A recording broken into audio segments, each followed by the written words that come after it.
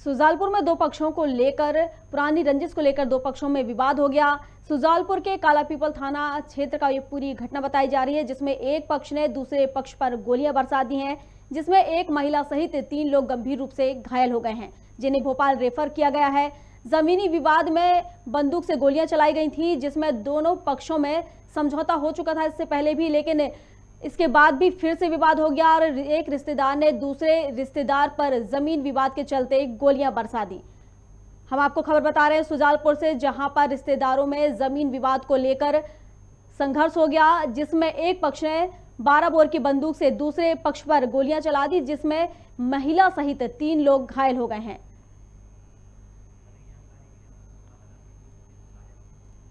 इस पर अधिक जानकारी के लिए शाजापुर से हमारे संवाददाता पिंटू सोनी हमारे साथ जुड़ गए हैं।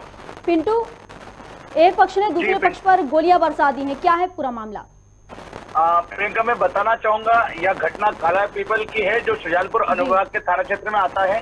यहाँ पर सुभाष नगर में दो रिश्तेदारों ने आपसी जमीनी विवाद में एक दूसरे से झगड़ा करके ये गोलीकांड को अंजाम दिया है। प्रियंका जी, इससे पहले भी क्या ऐसा कुछ विवाद हो चुका है इनके बीच में? हाँ, मैं आपको बताना चाहूंगा प्रियंका कि 1.5 वर्ष पूर्व भी जमीन के रास्ते को लेकर इन दोनों रिश्तेदारों में इस बात को लेकर विवाद हुआ था और उसमें फिर सुलह समझौता हो गया था। क्योंकि ये कंजर क्षेत्र का मामला है, ये लोग आपस में कंजर जाति के हैं। कंजर समुदाय में क्या रहता है कि वार्षिक जो समस्याएं रहती है उनके निदान करने के लिए या एक सभा का आयोजन करते हैं और उसमें समझौते की एक प्रक्रिया को करते हैं। इसी प्रक्रिया के अंतर्गत कुछ दिनों पहले इन लोगों में पंचायत का आयोजन किया गया था और उस पंचायत में यह विवाद फिर से उपज गया। इस विवाद के चलते एक दूसरे पर दोनों पक्षों ने फिर से इस विवाद को बढ़ाते हुए एक विवाद कर लिया और गोली एक दूसरे के ऊपर गोली चला दी।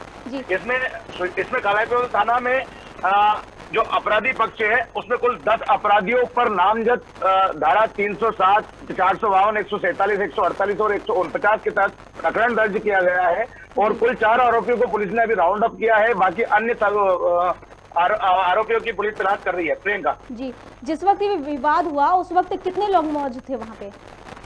जहाँ पर ये विवाद हुआ वहाँ पंचायत थी। पंचायत में मतलब मेरे ख्याल से 50 से 60 लोग से अधिक संख्या में कंजर लोग उपस्थित थे। उसमें दोनों पक्षों के परिजन भी उपस्थित थे और यह जो घटनाक्रम हुआ है इसमें मैं बताना चाहूंगा कि घनश्याम पिता सोहनलाल और सुग्रीव पिता सोहनलाल ने अपने कुछ साथियों के साथ 12 बोर बंदूक और पिस्तौल और लाठियों से अपने ही रिश्तेदार गोविंद पिता नंदराम, जिसकी उम्र लगभग 55 वर्ष के आसपास है, उसके पैर में गोली मार दी और इसी के लड़के संतोष पिता गोविंद के सिर में भी गंभीर चोटें आई है। और इसके साथ जो इनकी एक और महिला आरोपी थी, उसने उनकी पत्नी हसीना को भी गंभीर चोटों से क्षतिग्रस्त कर दिया। प्रियंका जी, तो अभी क्या उनकी हालत कैसी बनी हुई है या कुछ सुधार? अभी स्थिति बहुत गंभीर बताई जा रही है। 2 पेशेंट को भोपाल रेफर किया गया है और एक को स्थानीय शुजालपुर चिकित्सालय में भर्ती कराया गया है। और अभी स्थिति कुछ कहा नहीं जा सकता। मतलब जो 2 लोग रेफर किए गए हैं जिनके पांव में गोली लगी और सर से गोली छूकर लग गई है, यह संतोष का कहना है, यह पुलिस नहीं कह रही है। यह एक फरियादी संतोष का कहना है कि जब इस घटनाक्रम में गोली चली तो उसके सर से छूकर पिस्तौल की गोली निकली थी। तो उन दोनों को संदिग्ध स्थिति में भोपाल में भर्ती किया गया है। प्रियंका, क्या परिवारजनों से आपकी कोई मुलाकात हुई है? उनका क्या कहना है इस मामले को लेकर? नहीं, चूंकि कल देर रात का मामला था तो इस संबंध में मेरी परिवार के किसी भी परिजन से मुलाकात हो नहीं पाई है। जी प्रियंका जी, पिंटू आपका बहुत शुक्रिया हमारे साथ जुड़ने के लिए और तमाम जानकारी साझा करने के लिए। तो आपने देखा कि 2 रिश्तेदारों के बीच लड़ाई हुई, जिसमें एक पक्ष ने दूसरे पक्ष पर गोलियां बरसा दी हैं, जिसमें 3 महिला सहित 4 लोग घायल हो गए हैं, जिनका भोपाल में इलाज चल रहा है।